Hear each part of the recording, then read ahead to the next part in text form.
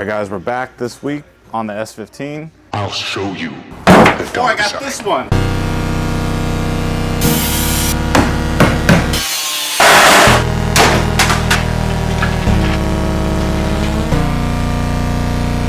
I think we last left off setting the motor in, and I was in the middle of fabricating a trans mount. Worked on that a little bit, and we were able to get the trans mount made. Like I said, on this side, I didn't take as much time as I probably would if it was something I was trying to make look like the RC. This is the trans mount from the RC. It's full stainless. It went a little bit over the top just because. I don't remember why. I think the RC. That's why. I think it's because I didn't have any other material, to be honest, at the time, and I was like, you know what? Let me just throw a little razzle dazzle in there. Just make it out of stainless. Won't rust. It's strong. Can't twist it. You know what I mean? Yeah. Seems rigid enough. But yeah, I think the purpose for this, like, this is going to be plenty strong. Similar design. We got mounting tabs on both sides. The Samsonite actually has a little rubber isolator on each side. Oh, okay. So it does have some give to it. So it's not like solid mounted or anything. Since it's not stainless, we're gonna have to take it off, toss a little paint on there, you know, give it a little birthday. Yep. Moving forward, I also moved the motor back since we last dropped the motor in. The reason why is because I didn't really like how far away the head was from the firewall. Yeah. And I would have liked to kind of shift the weight back a little bit. And also, I realized on one side with these motor brackets that I've never used, these swap brackets, they were actually in the wrong holes for the way that the brackets were designed. To kind of give you a brief explanation of what I mean by the wrong hole. That's what she said. So there's two sets of holes here. Each mount uses 4 holes. So these 4 will be a set, and then these 4 will be a set. And I actually had them in the holes that were originally used with the Jazzy 100 chaser mounts. You know, not knowing or not thinking that, you know, which one was the correct one. On the other side, there's no option. You got these 4 basically. These, you can't use these 4 or vice versa. These are the 4 you got to use. Gotcha. But on the other side, you do have an option. And by using these ones, it was actually making the motor sit up higher. So imagine, you know, you got your bracket on there and you're thinking like, oh, the motor's sitting flat, but you actually walk back and look at it and the motor's actually at a slant. Yeah. So this side was actually the high side. So I thought, oh, like, why don't I just try shifting it over into these other holes? Because moving the bracket up will actually lower the motor. And then another thing, it's shifting the bracket forward too. And what that did was allow me to have more adjustment on the slot on the motor bracket.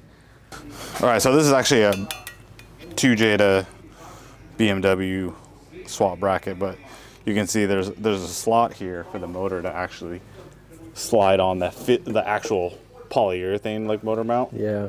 Not the bracket. So we were pretty max all the way back. You couldn't go back further. So by shifting the bracket forward on the block, it actually kind of put the mount in the center, and then I could actually shift the motor back a little bit more. So that's where we are. Couldn't go back any further because the next point of contact is going to be the subframe right here. You can see right there, I got about a pry bar's width in between there. Now, there's still a fair amount of room between the firewall, and I'm thinking about moving the motor back even further, but as you can see, I already made a fixed bracket for the trans mount, so I'm either gonna have to like add another hole if I shift it back further or slot these ones. And there's not a ton of room for slotting, so might have to cut and re-weld something if I decide to do that. Another problem that could interfere with where the motor's sitting right now is I might relocate the steering rack further forward, and what that does is help with over centering when you run like modded knuckles anything high angle, which basically over centering is, you can see the angle of the tie rod right now. Yep. And when you actually turn in, let me see if I can do this without spilling fluid everywhere. Okay, now this car won't do it, but you can see the angle of the tie rod right here. Yeah. Now what happens, this is all stock angle right now, is when you modify the knuckles and you put like rack spacers in there and you actually have more steering angle, this will actually come further over here and you can actually over center the rack to the point where this pivoting point gets way beyond the steering rack, and it'll actually, the knuckle will bind and it won't push back the other way, because this ends up way inside of this, if you drew like a straight line right here, Yep. it's way too far inside and you basically over center the rack and you're basically, you don't have any leverage to push it back. And that's only really a problem on cars with the steering rack on the back side of the subframe versus what they call front rack. And then you'd have all the tie rods and everything on the front, because you're basically reversing the leverage. So instead of this to turn, it's fully turned right. Mm-hmm. If you wanted it to turn left, you're pushing this back straight versus right. this same instance.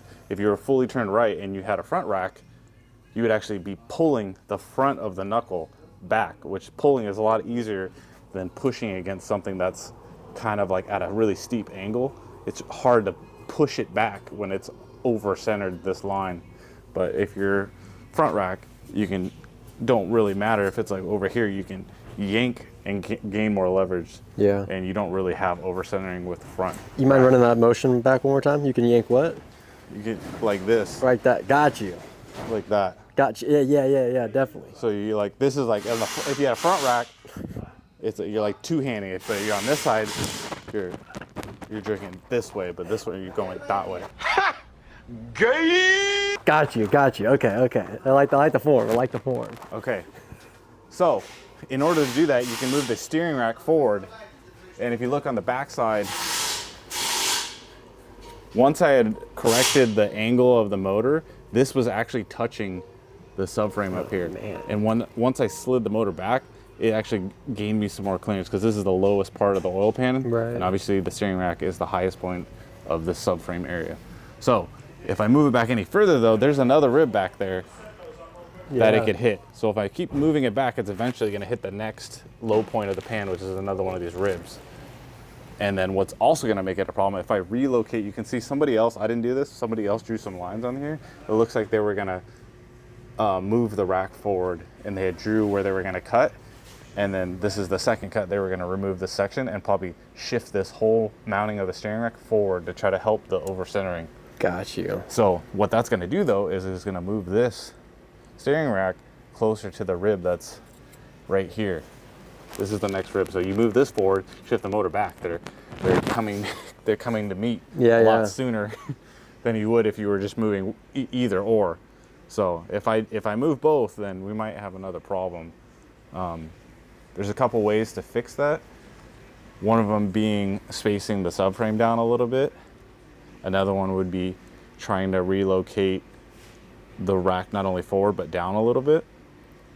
Or Wisefab makes a complete rack relocation where you basically cut out the whole back of the subframe, and they got a new fabricated, nice, it's like, I think it's like laser cut insert that you weld in, and it moves the steering rack probably like an inch. Like literally the tie rod is like, it would touch the stock bolt. So they give you a little nut insert that's like half this width, and a new bolt that's shorter. So like literally the actual steering shaft can actually slide past this because the rack is so far forward.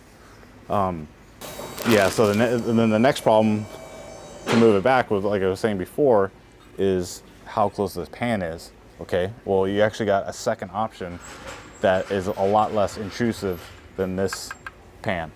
If you look over here, I got 3 of the 4 2J, 1J oil pan setups. Front sump from like a JZX 100, which is where that motor came from. I think JZX 90 as well. This is similar to like an IS300, GS300, Aristo, JZX 110. And you can see they got a little notch right here. And this is the pan we have in there. And this is the pan we could put in there. And guess what? That would gain us. You can see that difference right there. That would gain us a ton of room in this area. Definitely. But we still got the issue of hitting the next rib on the upper oil pan. Right, right. So we still gotta, it's gonna cause a bunch more issues. It's not just as simple as, oh, we're just gonna shift the motor back, like, or we'll we could also cut this out a little bit and shift it back. But we still got the issue of hitting the rib on the upper oil pan. Got you. And also remaking the trans mount, either cutting the top layer off and, you know, make like if the whole thing shifts back, then these holes are going to be this way, and the bolt holes in the chassis obviously are going to be stationary. So we either got to add to this and make a hole back here, and then make another hole somewhere in here, or just cut completely off this top layer of metal and weld on a new piece that's a little bit longer with new holes in it. The other option, which is not what we're going to do on this car, probably the black S15. Weissfab actually came out with a front rack conversion that uses a BMW steering rack. Oh. So you're moving basically this whole contraption to the front, and then you gain all this room back here to run the rear sump oil pan, which you can see how far back, if you were to take it like a tape measure from here to here, you know what I mean? That's about like this distance, and then it basically cuts out this whole area and gives a new piece of metal to weld on. We did it recently to Nick's other S13, which you'll see in another video. We actually did the rear sump oil pan conversion and the front rack, which utilizes a BMW steering rack from like a E36 or I think E40. There's a bunch of BMWs in that area. You can use a BMW steering rack, which is great because you can buy a brand new BMW steering rack, but you can't buy a brand new S chassis steering rack. Actually, that's a lie. You can buy a brand used China S13 rack, which doesn't have the same amount of travel as a S14, 15. You got about 5 mil more rack travel on S14, S15 rack. Look, now you know. Okay. And then not only are you gaining the front rack, so the steering rack would be up here instead of back here, you're also moving the oil pickup tube for the motor to the back. Why is that good? Because guess what? In a drift car or anything moving fast, where does the oil go when you step on the gas? It goes back here. So why would that be bad in this? If you step on the gas and your oil goes back into this part of the pan, guess what? You're sucking up air. All right, Tommy. so in the last video, I grabbed one of these oil pan baffles off the shelf, and I'll show you why.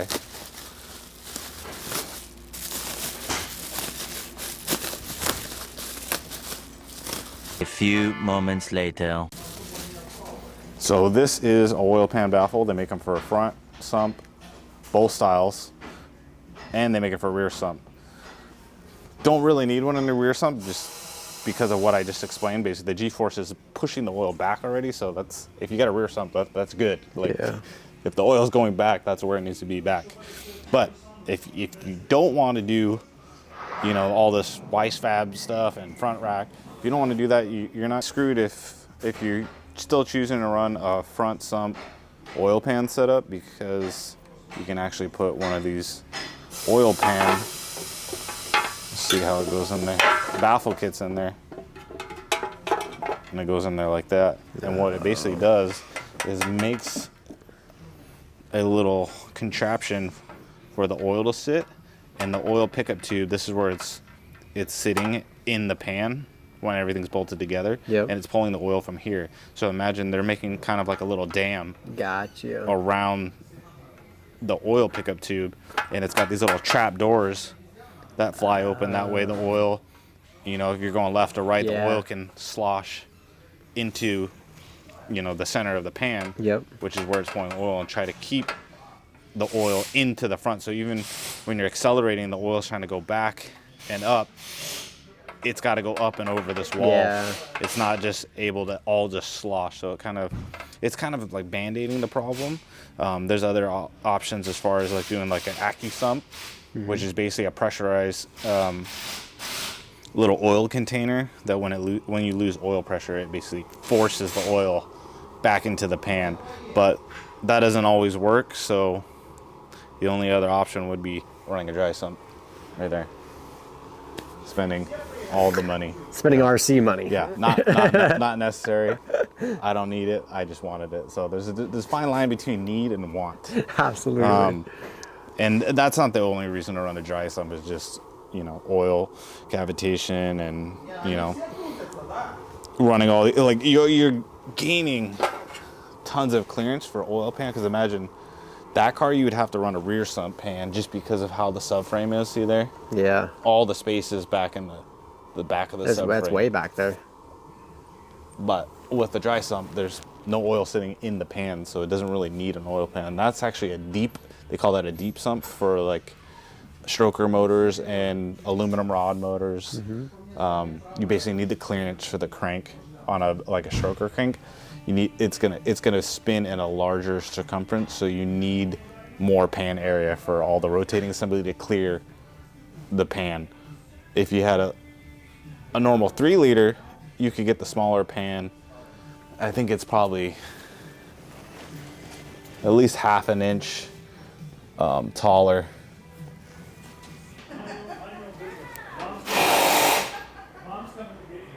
Hey, don't be snitching over there.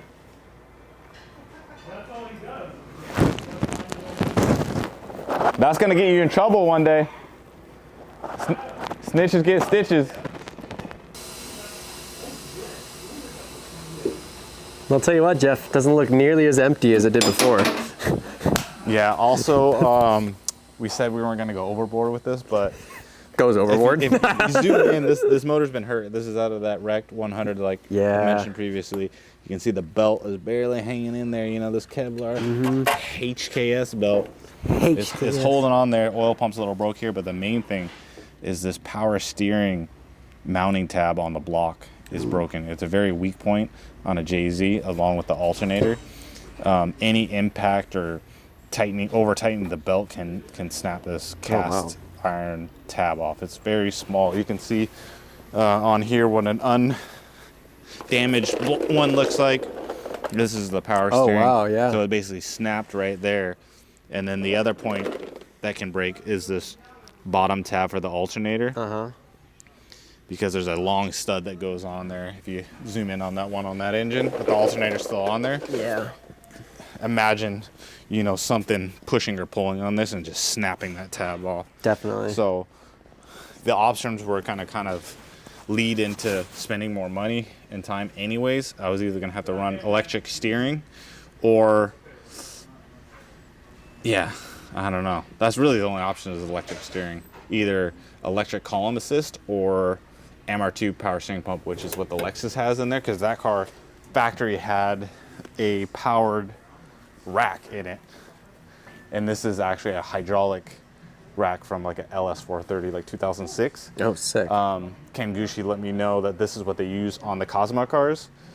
I thought it was more of a direct bolt-on thing, but if you look here, there's some welds going on. The actual bolt pattern was wider than the factory RC rack. So it wasn't as easy as, oh, take the old one out, bolt the new one in there and like, oh, on with it. No, it was a half-day thing of drilling out the old mounts and then relocating them further out on both sides and then trying to keep them equally centered so that way the rack's not more to the left or right. Definitely. I'm trying to keep it from spiraling into other things, but this is kind of like, using this motor is causing that. So basically the other option is I had a whole machine 1J block over here that I'm able to kind of use in this car because I'm no longer going to use it for the car. I originally started piecing together parts. I got high compression pistons, BC HD rods, all like BC cams, springs, valves. So yeah, that's option number 2. Head left to the machine shop yesterday. I told him I need that head back ASAP. No Rocky. What? Yeah. So, but for now, this is a mock-up motor. Yeah. It's still good, so we repurpose it, and another vehicle, something that maybe like an 8.6 where it's like it's already got a power rack on it, and you don't need to run a hydraulic power steering pump. Yep. Yeah. So let's this is the manifold that was on this motor. This is the only 1J VVTi exhaust manifold that I have. And the thing that sucks about the 1J VVTi, actually any 1Js, is they're completely different than any other JZ motor. So there's a non VVTi 1J that has different mounting locations on the flange, and then there's 2J, but there's not just one 2J, there's NA 2J and there's turbo 2J.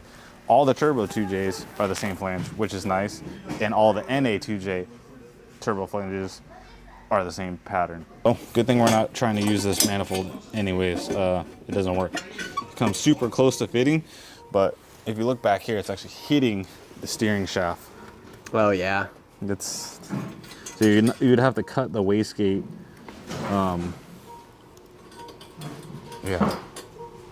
You pretty much have to either cut these off and put the wastegate on the top, or cut it short and try to go up, back and around and completely miss the steering column. Or you can do what I'm already planning on doing, and that's making a completely custom turbo manifold. Yeah, that looks off good. this flange, and then we'll run a billet collector, probably V-band. But if I'm making it, I can make it whatever I want, right? Yeah, yeah. I'll pull one of these out of there.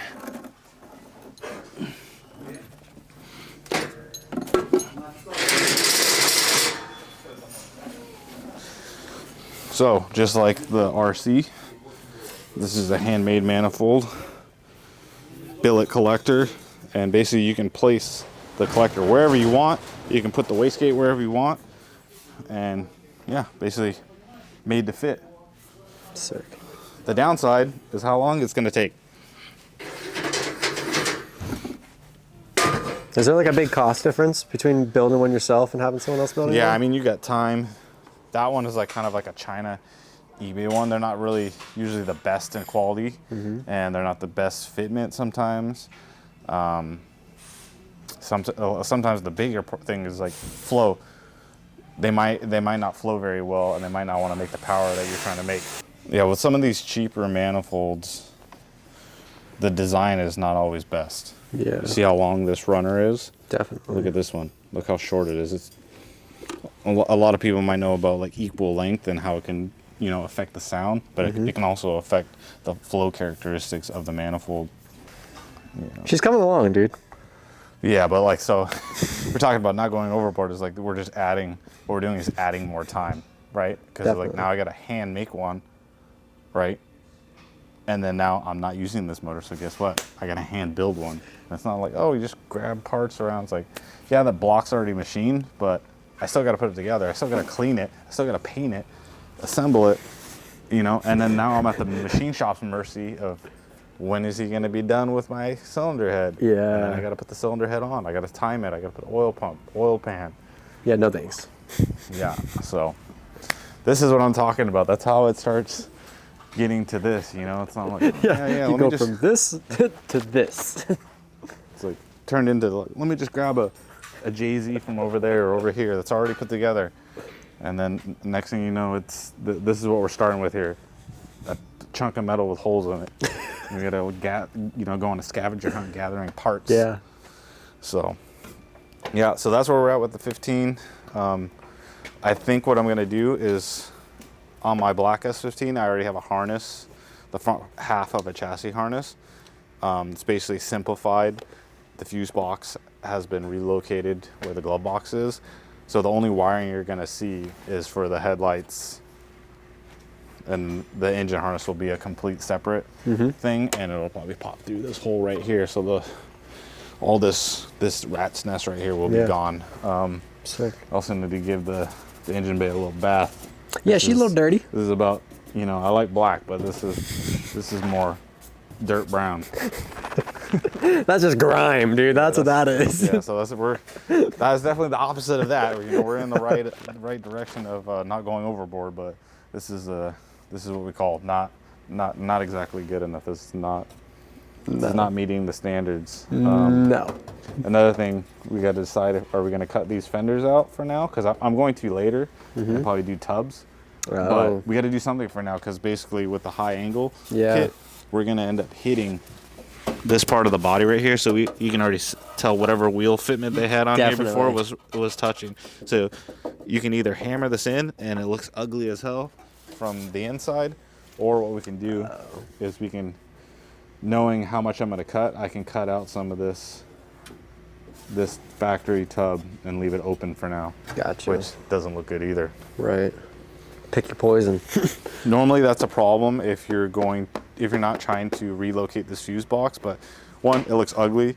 Two, it's intrusive to the turbo and the inlet on it, and it's just really just not, there's only about probably one wire I need, and that's the starter signal from the ignition, which is, I think, this connector right here. There's just one, or is it this one? One of the two. One of these 2 pin connectors. I only need one wire. Yeah. All right, so make sure you tune in next week. We're going to be assembling this short block for the S15. And don't forget to like, comment, subscribe. Yeah.